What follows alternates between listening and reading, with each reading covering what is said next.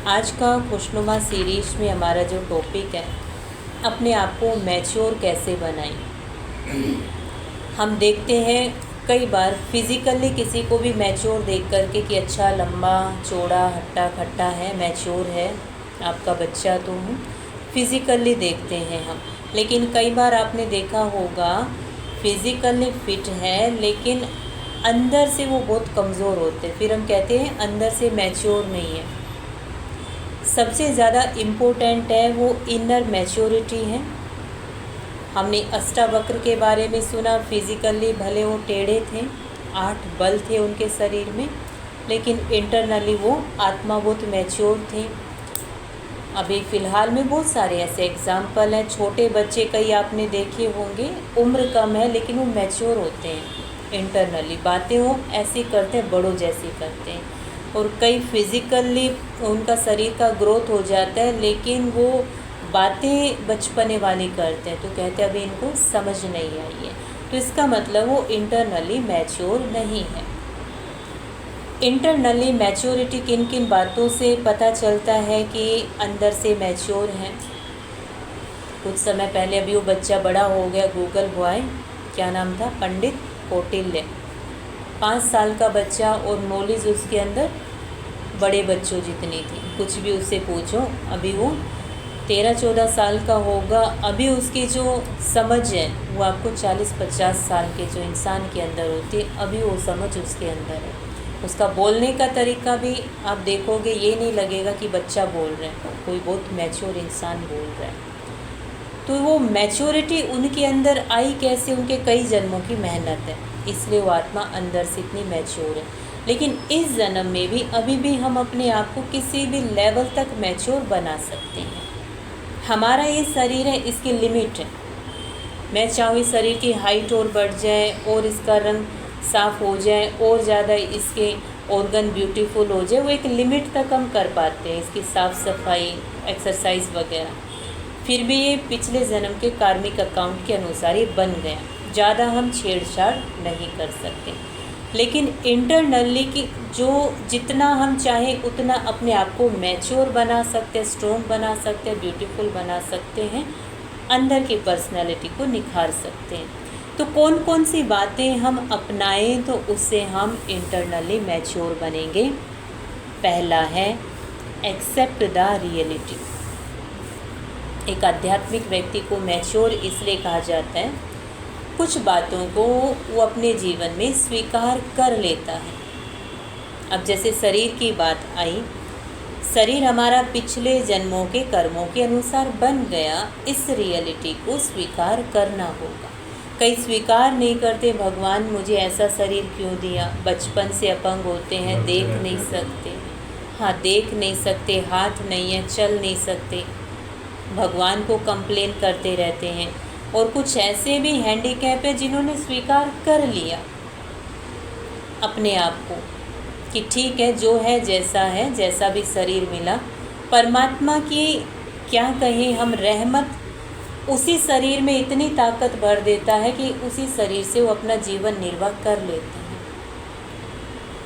एक व्यक्ति दोनों हाथ पैर हैं उसके, भीख मांगने के लिए बैठा हुआ है, किसी ने भीख नहीं दी, भगवान को कोस रहा है, मेरा दिन कितना ख़राब है, किसी ने भी आज कुछ भी नहीं दिया। उसके सामने से एक बिना हाथ वाला व्यक्ति सिर के ऊपर बोझा लेकर के जा रहा था, काम कर रहा है, वो पैसे कमा रहा है। भगवान ने उसको दिखाया, तुम ज़्यादा बदकिस्मत हो या ये ज़्यादा बदकिस्मत, इससे ज़्यादा तुम्हें मिला है, लेकिन इसके पास जो है उसी से ही अपने जीवन को चला रहा है। कई बार सब कुछ होते हुए भी हम अपने जीवन को अच्छे से नहीं चला पाते, और कई लोग ऐसे हैं जिनके पास हमसे भी बहुत कम है हर चीज़, धन भी, हेल्थ भी, संबंधों की पावर भी, फिर भी वो आगे बढ़ जाते हैं। तो यदि आगे बढ़ना है तो जो है उसे स्वीकार करना पड़ेगा। जैसा शरीर है, जितना धन है, जैसे रिलेशन है, जो भी है उसे स्वीकार कर लो। स्वीकार करने से जो हमारी एनर्जी वेस्ट जा रही थी नेगेटिव सोचने में, ये ऐसा क्यों मिला, भगवान को ऐसा नहीं करना चाहिए, तो एनर्जी हमारी सेव होने लगती है। फिर वो एनर्जी को हम आगे बढ़ने में यूज़ कर सकते। सारा खेल एनर्जी का है। उस एनर्जी को कहाँ आप खर्च कर रहे हो, कहाँ लगा रहे हो, हमारे ऊपर है। दूसरा, जो मैच्योर होते हैं वो अपने इमोशंस को कंट्रोल कर लेते हैं। इमोशंस हर किसी के अंदर चलते हैं, लेकिन कई कंट्रोल नहीं कर पाते। जैसे कोई गलत काम कर रहा है, आपको गलत बोल रहा है, उसने 4 जनों को गलत बोला, लेकिन उसमें से कुछ अपने इमोशंस को कंट्रोल कर पाते हैं कि नहीं, गलत उल्टा जवाब देने से कोई फ़ायदा नहीं, और ही झगड़ा बढ़ेगा। कई अपने इमोशंस को कंट्रोल नहीं कर पाते, तो या तो साउट करते हैं उसके ऊपर, या फिर हाथापाई करते हैं। तो फिर क्या होता है, बात और भी ज़्यादा बिगड़ जाती है, यहाँ तक कि पुलिस के कोर्ट कचहरी के चक्कर भी काटने पड़ सकते हैं अपने इमोशंस को उस समय कंट्रोल ना करने के कारण। अभी सर्वगुण संपन्न हम नहीं बने हैं, वो पढ़ाई पढ़ रहे हैं, तो कभी कौन सा इमोशन इमर्ज तो होता है, लेकिन मेडिटेशन करने से वो कंट्रोलिंग पावर आ जाते। पता है अभी क्रोध गया नहीं है, लेकिन कंट्रोल कर लेते हैं। पहले वो कंट्रोल करने की भी पावर नहीं थी।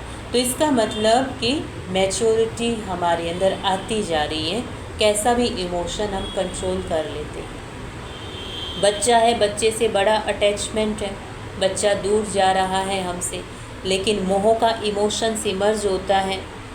यदि तुरंत हमने वो दिखा दिया तो बच्चा भी मायूस हो जाएगा, लेकिन कंट्रोल कर लेते हैं। नहीं, बच्चे का जहाँ भी फ्यूचर अच्छा बने, वो खुश रहे, जा रहे जाने, इमोशंस को कंट्रोल किया। इमोशनली मैच्योरिटी हमारे अंदर आती है तब जब हम दूसरों पर डिपेंड नहीं होते अपनी खुशी के लिए। आज हमने अपने आप को अपनी खुशी के लिए कितनी बातों पर डिपेंड कर रखा है।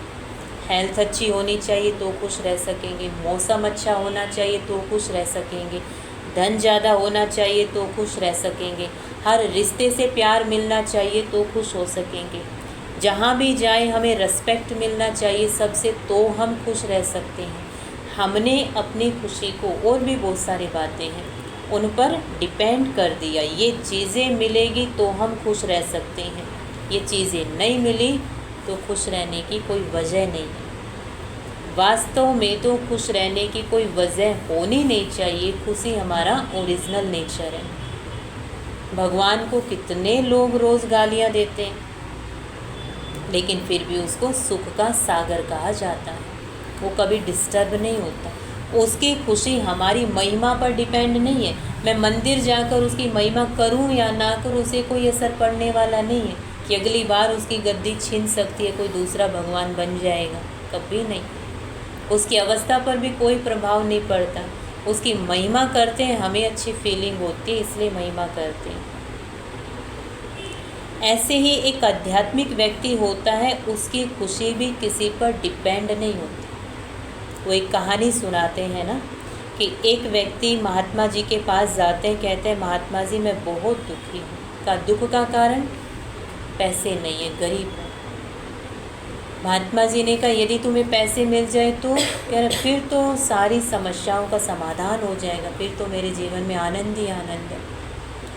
तो महात्मा जी ने क्या कहा, अच्छा मुझे कल पारस मिला था और वो पारस मैंने पीछे झाड़ियों में फेंक दिया, वहीं पर पड़ा होगा, कोई गया नहीं पीछे वहाँ पर। एक बार तो उस गरीब को लगा महात्मा जी झूठ बोल रहे हैं, ऐसा थोड़ी ना किसी को पारस मिले उसे फेंक दें। फिर भी उसे लगा जाकर देखता हूँ। देखा तो सचमुच पारस पड़ा हुआ था। वो बहुत खुश हो गया कि अब तो बस धन ही धन है मेरे जीवन में, और महात्मा जी का धन्यवाद करके वहाँ से निकल पड़ा। थोड़ी दूर जाने के बाद उसके मन में विचार आया महात्मा जी को क्या मिला जो उन्होंने पारस को फेंक दिया। इसका मतलब महात्मा जी को पारस से बड़ी कोई चीज़ मिली है, वही चाहिए मुझे। फिर वो वापस जाते हैं महात्मा जी के पास और कहते हैं आपको जो मिला, जिसके कारण आपने पारस छोड़ दिया, आपको पारस छोटा लगा उसके आगे, मुझे वो चाहिए। महात्मा जी ने बड़ा सुंदर जवाब दिया, मुझे वो मिल गया जिसको पाने के बाद कुछ पाने की इच्छा ही नहीं रहती, बस जीवन में आनंद ही आनंद, खुशी ही खुशी। मैंने उसको पा लिया, मैंने उससे अपना कनेक्शन जोड़ लिया। अब अंदर आनंद ही आनंद भरा है, संतुष्टि ही संतुष्टि भरी है। फिर महात्मा जी ने उसको समझाया बैठकर, अच्छा किया जल्दी तुम्हें समझ आ गई, तुम इस पारस को लेकर जाते, थोड़ी देर तुम्हें खुशी होती, हर चीज़ को लोहे को टच करते सोना बन जाता, आगे क्या होता? आगे क्या होता? आप अपने आप को वहाँ रख कर के देखें, आपको पारस मिला, हर लोहे की चीज़ सोने की बनती जा रही है, ये खबर फैलेगी, किसी ना किसी को पता तो चलेगा, कोई बात सीक्रेट नहीं रहती, रिश्तेदारी में जाएगी, आस पड़ोस को पता चलेगा, फिर डर पैदा होगा, कोई पारस को ना छीन ले, कोई मुझे ना मार ले, वो खुशी गायब। उस व्यक्ति ने जल्दी रियलाइज़ कर लिया कि मुझे इससे भी बड़ा चाहिए जो महात्मा जी को मिला। तो एक आध्यात्मिक व्यक्ति अपनी खुशी को कहीं पर डिपेंड नहीं करता सांसारिक प्राप्ति पर। इसका मतलब ये नहीं कि हम बस बिल्कुल हमें कुछ नहीं चाहिए, बिल्कुल खाली होकर के बैठ जाएं, ऐसा नहीं है। मिला है तो उपयोग करेंगे, लेकिन ये नहीं कि जब तक वो चीज़ ना मिले तब तक हम खुश ना रहें, ऐसा उनका नेचर नहीं होता। मिलेगी तो वेलकम है, नहीं मिली पाने की मेहनत करते हैं, लेकिन जब तक जो यात्रा होती है उसको पाने की 1 साल 6 महीना, तब तक खुशी को गायब नहीं करते। नेक्स्ट है जो मैच्योर होते हैं इंटरनली, वो बहुत जल्दी किसी को जज नहीं करते। हम क्या करते, तुरंत जज कर लेते किसी को, अरे ये तो इसका नेचर ऐसा है, ये ऐसा है, ये ऐसा, स्टैंप लगाते जाते हैं। बहुत जल्दी जज नहीं करना चाहिए। कई बार जो हमें दिखाई दे रहा है वो रियलिटी नहीं होती। एक बार एक गरीब व्यक्ति था, उसकी छोटी बच्ची जिसे वो बहुत प्यार करता था, एक सेब वाला वहाँ से जा रहा था, बच्ची ने जिद की कि मुझे सेब चाहिए, सेब चाहिए। वो गया, उसने पूछा, उसके पास इतने ही पैसे थे कि वो 2 एप्पल ही खरीद सका। उसने अपनी बेटी को दोनों एप्पल दे दी। फिर उसकी बेटी ने एक एप्पल को बाइट किया। उसने अपनी बेटी से कहा, पापा को नहीं दोगी? फिर उसने दूसरा भी बाइट किया। उस व्यक्ति ने क्या सोचा कि देखो मेरे से ज़्यादा इसको सेब से प्यार है, रिश्ते भी सारे स्वार्थी हैं, मैं तो इसे इतना प्यार करता हूँ। तुरंत फिर छोटी बच्ची ने एक सेब दिया, पापा ये वाला मीठा है। उसने तुरंत क्या जज किया था कि बच्ची मेरे से ज़्यादा खाने की चीज़ को प्यार कर रही है, लेकिन बच्ची के अंदर क्या था, किस लिए वो दोनों सेब को उसने बाइट किया, मीठा कौन सा है, पापा को वो देना है जो मीठा है, जो कम मीठा है वो मैं खाऊंगी। तो कोई भी सीन देखकर हमें तुरंत जज नहीं कर लेना चाहिए, उसके पीछे कारण भाव कुछ और हो सकते हैं। इसलिए कहते हैं तुरंत रिएक्ट नहीं करना चाहिए, शांत हो जाए। असलियत थोड़ी देर बाद पता हमें चलती है। तो जो इंटरनली मैच्योर होते हैं वो बहुत जल्दी किसी को भी जज नहीं करते। जो इंटरनली मैच्योर होते हैं वो कोई भी लड़ाई आपस में कर रहे हैं वो साइलेंट रहते हैं।